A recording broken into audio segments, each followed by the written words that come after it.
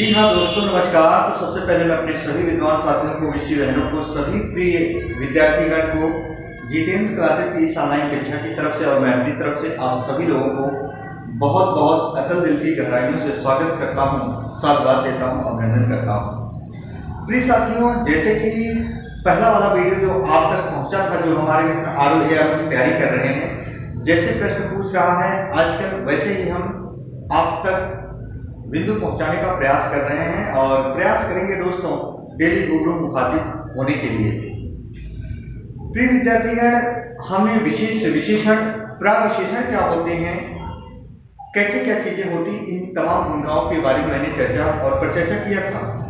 आज हम बात करेंगे क्रिया विशेषण क्या होता है, क्रिया प्रविशेषण क्या होता है, उन पहलुओं पर चर्चा करेंगे और इसके बाद दोस्तों हम बेहतरीन तरीके से कंसेप्ट को क्लियर करेंगे। कोई सेंटेंस होगा, उसमें कितने विशेष और कितने विशेषण होंगे या उनको कैसे पहचाना जाए। तो आइए आज हम क्रिया विशेषण एवं क्रिया प्रविशेषण के बारे में जानते हैं। तो जैसे हम डायरेक्टली सेंटेंस लिख रहे हैं, मैंने कहा काला घोड़ा बहुत तेज दौड़ता है। दोस्तों बहुत ध्यान से सुनिएगा, काला घोड़ा बहुत तेज दौड़ता है। मैंने पिछली वाली कक्षा में बताया था, लेकिन वो विशेषण प्रविशेषण पढ़े थे, पर क्रिया और क्रिया प्रविशेषण नहीं पढ़े थे। प्रिय साथियों, यहां देखिए इस सेंटेंस में दौड़ना क्या हुई, क्रिया हुई। क्या हुई दोस्तों, क्रिया हुई। पर ये क्रिया की विशेषता बता रहा है तेज, ये क्या हुआ, क्रिया विशेषण। ये क्या होगा दोस्तों, क्रिया विशेषण होगा। जी हाँ, फिर समझो, क्रिया की जो विशेषता बताता है उसे क्रिया विशेषण कहा जाता है और क्रिया विशेषण की जो विशेषता बताता है उसे क्या कहा जाता है। ध्यान से सुनना दोस्तों, एक क्रिया विशेषण जब दूसरे क्रिया विशेषण की विशेषता बताता है तो उसे क्रिया विशेषण ही कहा जाता है, ना कि क्रिया प्रविशेषण। एक युवा विकास दल अधिकारी में प्रश्न आ चुका है दोस्तों, आरओ में भी ऐसे ही प्रश्न आते हैं। पढ़े वो जो सही हो, यानी पढ़े वही जो हो सही, जो आपके एग्जाम में प्रश्न आते हैं। अथक मेहनत उन बिंदु पर करें जैसे प्रश्न एग्जाम में आते हैं, उनको कैच करने का प्रयास आप करें। तो दोस्तों ये भी जो यहाँ बहुत है ना, ये क्रिया विशेषण ही है, ये क्रिया विशेषण ही है। तो जो स्टूडेंट अपने दिमाग में ये सोच रहे हो कि ये बहुत क्रिया प्रविशेषण है, तो बहुत क्रिया प्रविशेषण नहीं है।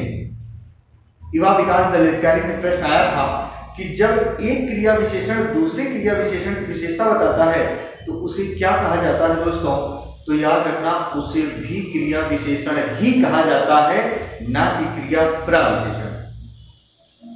यानी क्रिया की जो विशेषता बताता है उसे क्रिया विशेषण, एक क्रिया विशेषण दूसरे क्रिया विशेषण की जो विशेषता बताता है उसे भी क्रिया विशेषण ही कहा जाता है, ना कि क्रिया प्रविशेषण। यहां तक की बात समझ में आ गई। और घोड़ा इस वाक्य में क्या है दोस्तों, आप जानते हो, विशेष है। दोस्तों घोड़ा इस वाक्य में क्या है, विशेष है और इसकी विशेषता बता रहा है। और ये क्या हो गया, काला शब्द विशेषण हो गया। अब कुछ बच्चे ये सोच रहे होंगे, यार विशेष क्रिया प्रविशेषण क्या होगा या क्रिया विशेषण क्या होगा। अगर इन दोनों में से किसी एक को हम इस वाक्य में रखें, जैसे अगर हमने ये प्रश्न ऐसे दे दिया, काला घोड़ा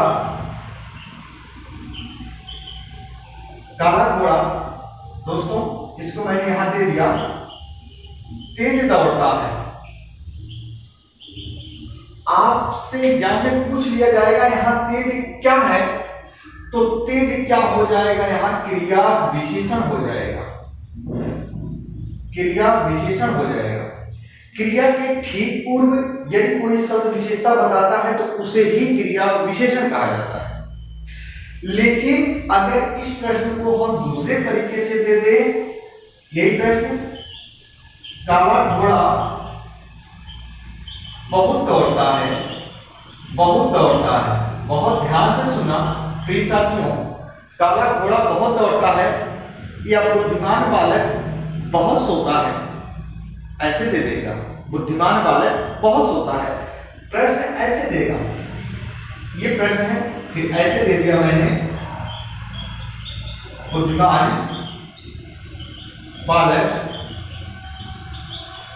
बहुत पढ़ते हैं। बुद्धिमान बालक बहुत पढ़ते हैं, पढ़ते तो हैं पर बहुत पढ़ते हैं। यदि क्रिया के ठीक पूर्व कोई बढ़ा चढ़ाकर बताने वाला शब्द आ जाता है, अत्यधिक, अत्यधिक, अत्यंत, बहुत, तो याद रखना दोस्तों, इन्हीं को क्रिया प्रविशेषण कहा जाता है। इन्हीं को क्या कहा जाता है दोस्तों? क्रिया प्रविशेषण कहा जाता है। लेकिन अगर यही शब्द ऐसे दे दे, बुद्धिमान बालक बहुत ज्यादा पढ़ते हैं, तो याद रखना यहां बुद्धिमान बालक बहुत ज्यादा पढ़ते हैं, ज्यादा शब्द क्रिया विशेषण होता और ये बहुत भी क्रिया विशेषण ही हो जाता। लेकिन क्रिया के ठीक पूर्व यदि बढ़ा चढ़ाकर बताने वाले शब्द आते हैं डायरेक्टली ना, तो वो क्रिया प्रविशेषण होते हैं। लेकिन क्रिया के ठीक पूर्व अगर कोई शब्द उसकी विशेषता बताता है, बढ़ा चढ़ाकर बताने वाले शब्द ना आए, तो उसे क्रिया विशेषण कहा जाता है। जैसे कि आपने यहां देखा, तो अगर दोनों साथ साथ आते हैं तो ये दोनों ही क्रिया विशेषण होंगे, इतना याद रखना। ये था महत्वपूर्ण टॉपिक, एक बार इसका स्क्रीनशॉट लीजिए आप।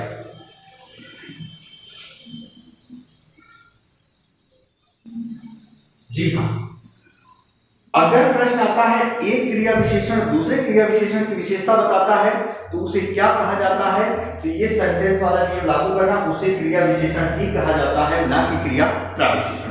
अब आयोग एग्जाम में क्या दिया, ध्यान से सुनो। पहला दिया था प्रविशेषण, हम प्रश्न बना रहे हैं। पहला था प्रविशेषण, दूसरा था क्रिया प्रविशेषण, तीसरा था क्रिया विशेषण, चौथा था विशेषण। विद्यार्थीगण, युवा विकास पदाधिकारी का पेपर हुआ था और सभी स्टूडेंट गलत कर दिए थे।